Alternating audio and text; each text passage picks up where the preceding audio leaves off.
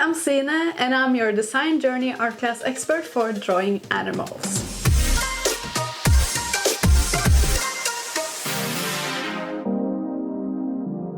In this session, we will draw animals in motion by using the line of action technique. The line of action decides the movement of the animal, and by using this technique, I've learned how to avoid stiff figures. For this session, you need a set of watercolor paints, a set of water brushes, as well as a paintbrush, a graphite pencil for sketching and other basic sketching equipment, and a pigment liner 0.5. I will show you how to draw the movements of two different animals, the Arctic fox and killer whales. The line of action is one or several lines that you draw before sketching the actual animal. This helps you to track the movement and draw the main shapes of the animal in the correct orientation. As you can see, this technique can be applied to all animals. Now it's time to apply this technique on the drawing paper. I will start by drawing the line of action for the killer whale, from the head to the back body part. Here I use a graphite pencil HB from the drawing set.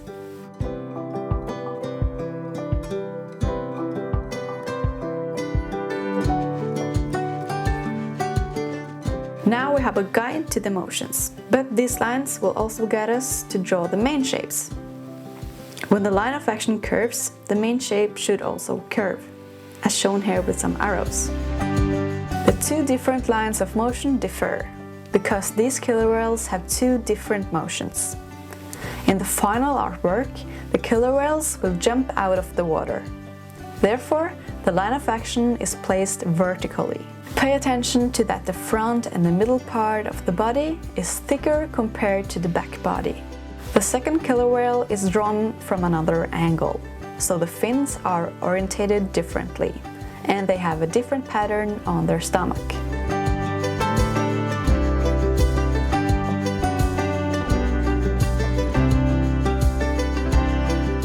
I'm using a pigment liner 0.5 for the outlining.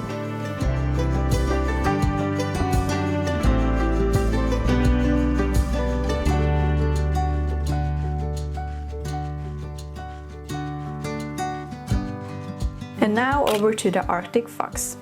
It's a bit more challenging compared to the killer whales, because they have longer limbs. Therefore, we need more than one line of action to track the motion. Here I'm also drawing the main shapes around the lines of action. The main shapes of the body and the head are both following the lines of action. The tail contributes with a lot of movement in this drawing, so make sure it follows the line of action. It's really a challenge to draw movements of animals with longer limbs. So if you have not drawn many animals in motion before, selecting animals with fewer and shorter limbs can be a good place to start. For instance, sharks, dolphins or turtles.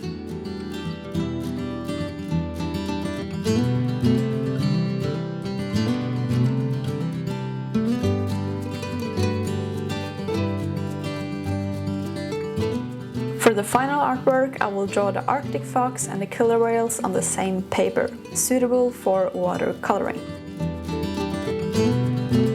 I'm sketching up the animals in the same way.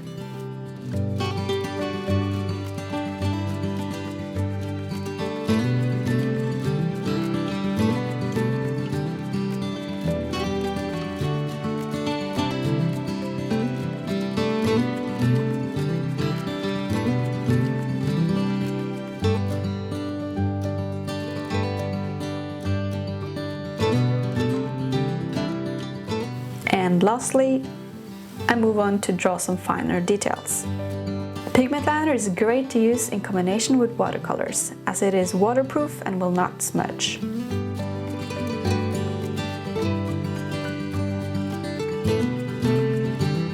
Also remember to let the pigment liner dry well before using any eraser or watercolors.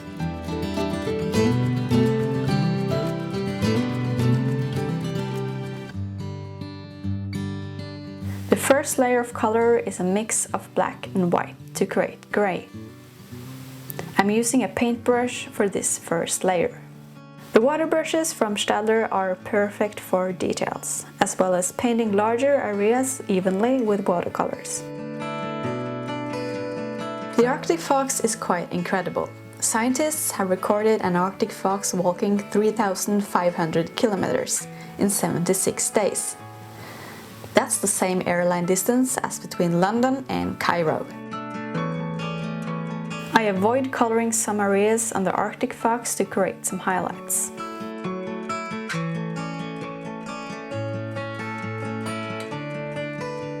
When I paint the killer whales, I add a lot more watercolor on the paintbrush and use less water to increase the strength of the color.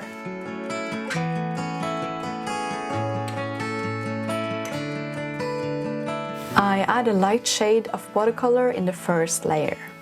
When the watercolor is dried up, I add more color. When you paint in layers, you have more control of the color strength.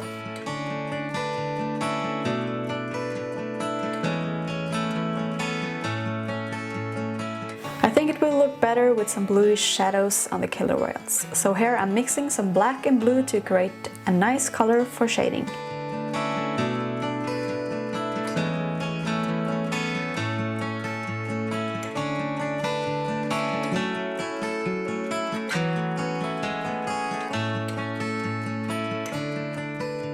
Now I'm happy with my first layer of color. I used a water-filled brush to add some details to the animals.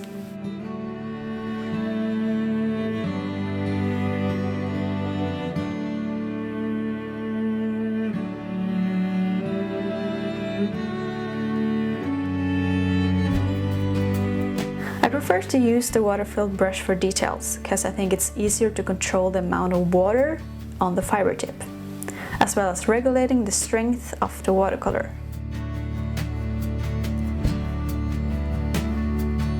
If you want to know more about this painting technique for drawing fur, have a look at session 3.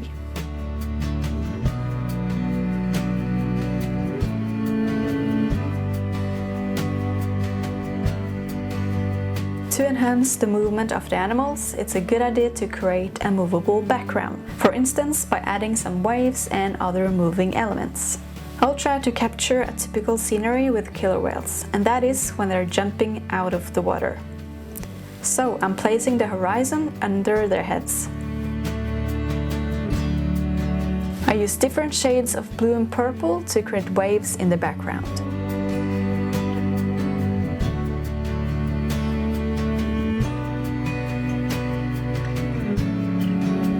I'm also varying the color strength on the wave lines and add them random places.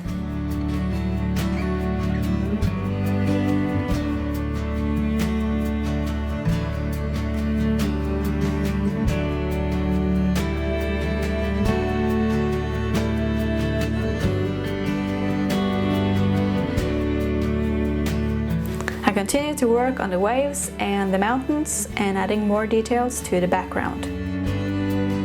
I use the water brush to add some color splats and some more action to my painting. For this technique, I used the watercolor paints from the STAEDTLER Design Journey assortment because the set contains a large range of colors, and they are very vibrant.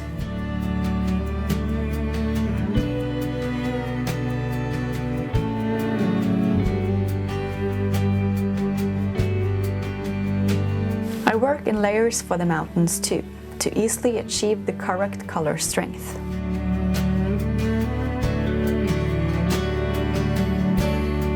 A cool fact about the killer whales is that they use air bubbles to hunt for fish.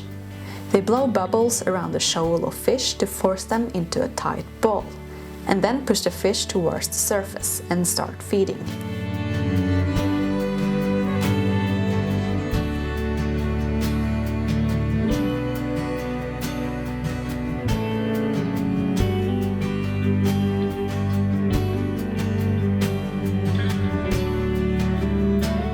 Another cool watercolor technique is to add water bubbles to create colorful dots. And it is a lot easier to do this with a water-filled brush compared to a regular paintbrush.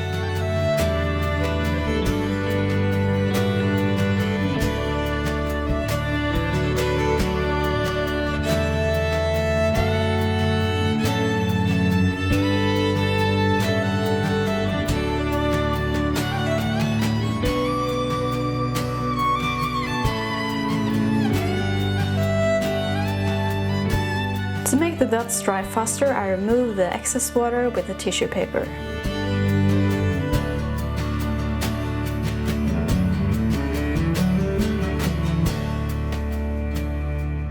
As you can see, besides focusing on the line of action, it is also important to include other moving elements that can help the animal emotion to stand out.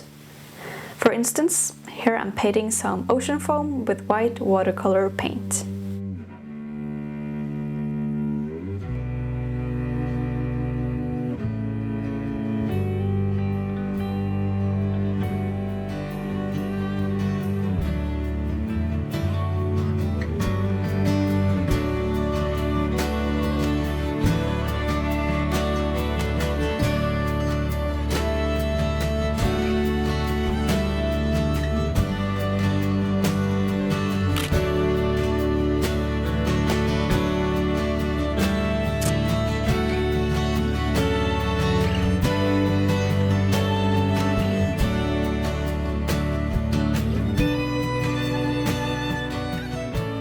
I would love to see your results from this session.